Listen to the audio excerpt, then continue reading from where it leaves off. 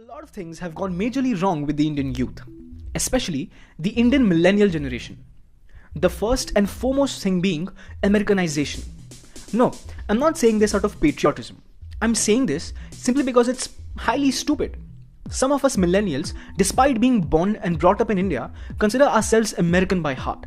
We follow American news, American actors, American music religiously. We write long posts about who the President of America should be without having any experience of living in America and knowing their problems. We all love watching Hollywood movies, TV shows, Korean dramas, and other international films. And why shouldn't we? They're awesome. But the problems arise when some of the people who consume such stuff consider themselves superior than the ones who don't. First things first, you are able to watch these shows because you can afford to. You have a laptop or a mobile which probably your parents gave to you. You have a solid internet connection through which you torrent these movies. And if you're richer, you probably stream them on Netflix. A small town guy who cannot afford to watch these shows can be way more smart and gifted than you, and can be an amazing mathematician or an artist. So stop thinking about yourself as someone superior. Start calling yourself lucky. You like traveling, right? #Wanderlust. So before traveling to Goa and putting up the trips pictures on Instagram, travel to at least one of the thousands of villages in India and you'll know how privileged you are. You'll know how the movies that you call dumb are sometimes the only source of entertainment and escape for the lower class, which forms a major chunk of the Indian population. And by the way, a lot of talk has been around about how India produces shit movies and how a Nolan cannot be born in India. When you sit there and complain about Indian cinema, ask yourself if you go and see movies like Tamasha, Swades, Newton, Rocket Singh, Trapped and Jagga Jasoos in their theatres. These movies were pure gems. Unfortunately, you did not watch them in the theatres and these movies did not earn enough. Hence, no producer put faith in such scripts again. Weird obsession with English and considering Hindi inferior. Okay, so you can't read or write in Hindi and you think you're cool. Here's something for you. Your language learning capacity indicates how much your intelligence quotient really is. So basically, you're actually dumb if you cannot read or write in a language which is spoken around the place you have been living all your life. So the next time you say that you can't read or write Hindi, say that with a sense of guilt. Now some of you smartasses will say, why did I choose to put this video in English and not in Hindi? The judgmental and impulsive generation that we are, you'll call me a hypocrite in the comments. I'm speaking in English because I knew the moment you guys would know the video is in Hindi, you'd already assume that it's not worth your respect and time. And I really wanted people like you to be my target audience.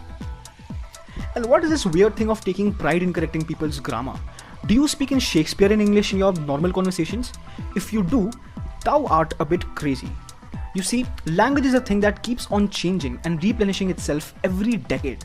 Language is a fluid thing. It isn't something rock solid.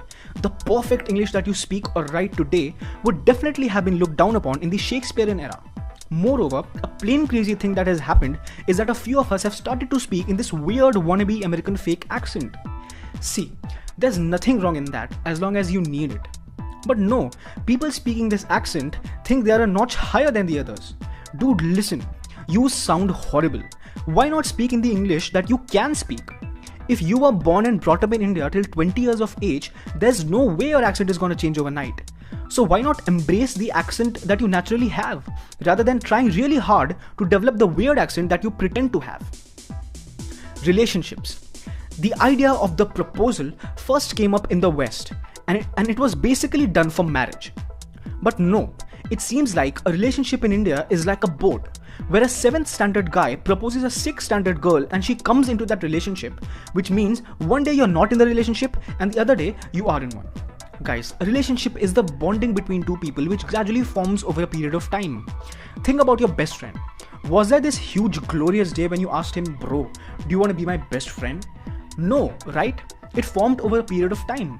Similarly, relationships are formed over a period of time. There's no single day where you guys come into a relationship and fall out of a relationship. And speaking of relationships, almost everyone has now come to the conclusion that relationships suck. And there is a simple reason behind it. Suppose you're a guy who falls in love with a girl. The girl's boyfriend left her crying and she's not sure about relationships anymore, but is still interested in you.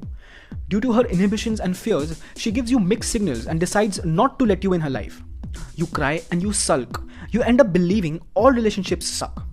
Now, when some innocent, sweet girl approaches you, you treat her like shit because relationships suck. Now, the girl sulks and damages someone else's life. It is a vicious cycle.